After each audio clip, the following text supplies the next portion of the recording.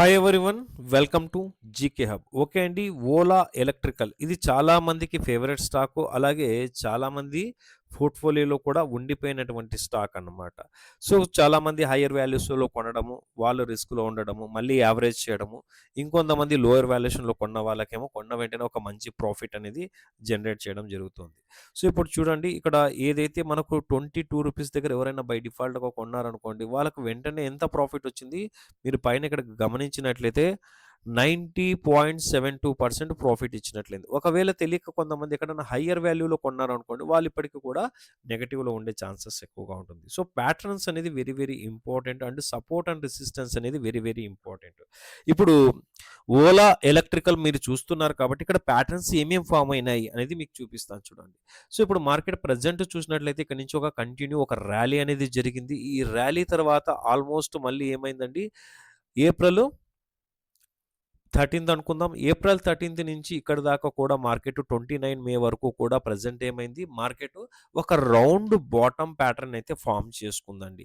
అంటే పెరిగింది, పెరిగినప్పటికీ వెంటనే మళ్ళీ మార్కెట్ కిందికి ఫాల్ అవ్వలేదు చూడండి. పెరిగిన తర్వాత ఇలా మళ్ళీ మార్కెట్ కిందికి ఫాల్ అవ్వలేదన్నమాట.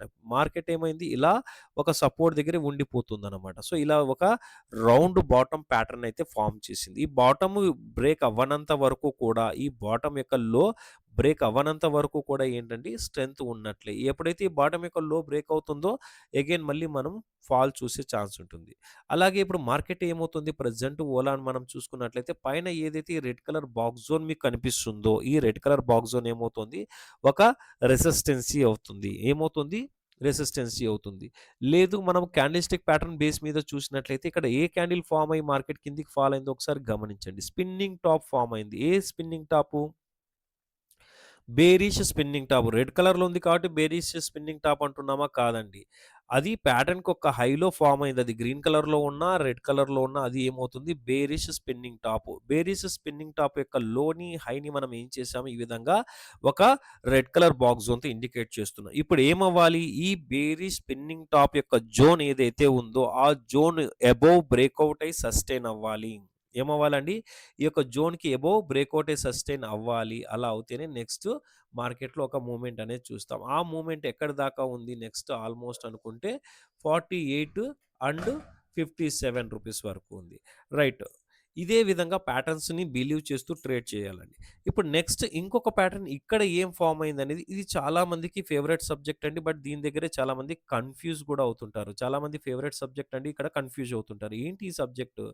ఇక్కడ ఏమైంది, మార్కెట్ బాగా గమనించండి. ఇది ఒక బాక్స్ జోన్‌ని ఫార్మ్ చేసింది. ఏమైంది, ఒక బాక్స్ జోన్ అనేది ఫార్మ్ అయిందండి. Very good.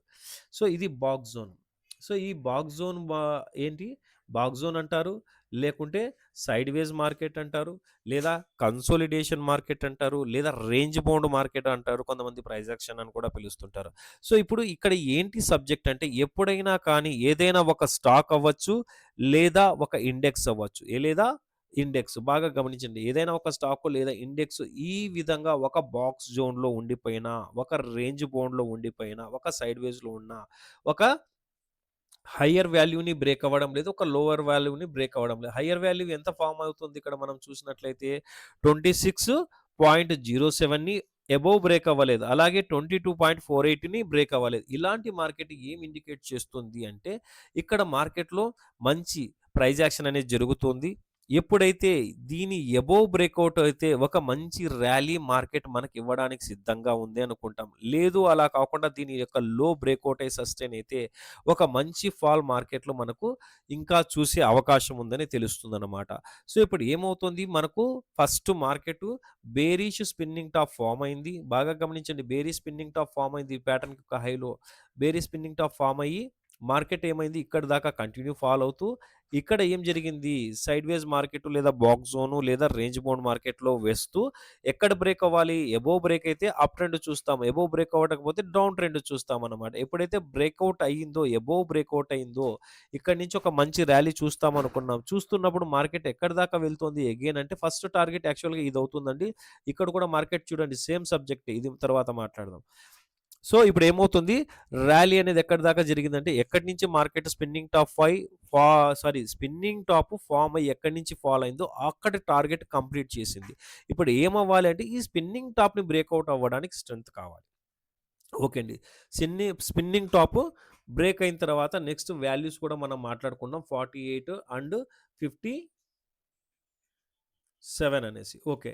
సో, ఇప్పుడు సేమ్ ఇదే సబ్జెక్టే. ఇందాక మీకు ఏదైతే బాక్స్ జోన్ చూయించానో, రేంజ్ బౌండ్ చూయించానో, ఇక్కడ కూడా చూడండి. ఎప్పుడైతే ఇలాంటి రేంజ్ బౌండ్ మార్కెట్ వస్తుందో దాని అర్థం ఏంటంటే, మార్కెట్ ఎటు సైడ్ బ్రేక్ ఇస్తే అటు సైడ్ ఒక మంచి ర్యాలీ లేదా ఫాల్ అనేది చూస్తామండి. ఇక్కడేం జరిగింది? ఆల్మోస్ట్ ఇక్కడి నుంచి మార్కెట్ డౌన్ సైడ్‌కి బ్రేక్ ఇచ్చిందనమాట. సో, డౌన్ సైడ్‌కి బ్రేక్ ఇచ్చినప్పుడు ఫాల్ జరిగిందా అంటే, ఖచ్చితంగా జరిగింది. ఆ ఫాల్ కూడా ఎంత పర్సెంట్ జరిగిందనేది మనం పర్సెంట్ వైస్ చూద్దామండి. సో, ఇలా చూస్తే 27% మార్కెట్ ఏమైంది ఇక్కడి నుంచి ఫాల్ అయిందనమాట. సో, అదే ఇక్కడ మనం మాట్లాడుకుంటున్న సబ్జెక్ట్. ఎప్పుడైనా కానీ ఇలా సైడ్ వేసు, కన్సాలిడేషన్ ఈ మార్కెట్ మనకు జరిగినప్పుడు మార్కెట్‌లో ఒక పెద్ద మూవ్‌మెంట్ ఇవ్వడానికి సిద్ధమవుతుంది. అది ఎటు సైడ్ బ్రేక్ అయితే అటు సైడ్ ఒక మంచి ర్యాలీ కానీ, ఫాల్ కానీ చూస్తామనమాట. సో, ఇప్పుడు అర్థమవుతుందా? సో, ఈ విధంగా క్యాండిల్ స్టిక్ ప్యాటర్న్‌ని, ఈ విధంగా చార్ట్ ప్యాటర్న్‌ని మీరు అర్థం చేసుకొని పొజిషన్స్ తీసుకుంటూ ఉండాలి. అంతేకాని ఎవరైనా చెప్పారని చెప్పేసి ఎప్పుడు కూడా ట్రేడ్ అనేది తీసుకోకూడదు. ఎవరైనా చెప్పారనేసి కూడా ఎప్పుడు ఇన్వెస్ట్‌మెంట్ చేయకూడదు. ఖచ్చితంగా అండి మీరు నడుపుతున్న ఫైనాన్షియల్ అకౌంట్‌కి మీరే రాజు, మీరే మంత్రి, మీరే సైనికుడై ఉండాలి.